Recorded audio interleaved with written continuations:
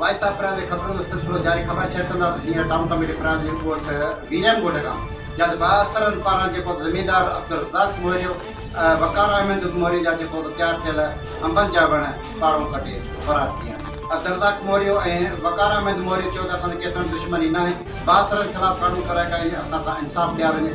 वधीक उन्हनि वाइस अप्रैल खां ॻाल्हाईंदे हीअं चयो वण फरंदड़ वण कटिजी विया आहिनि।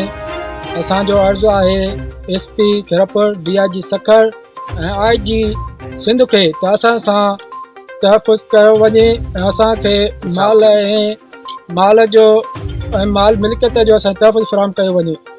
न असांखे ॾोही न छा न चो ज़ुल्म थियो आहे राति असां सां। उन करे असांजी अपील आहे वस वारनि खे त असांजी ॿुधी वञे।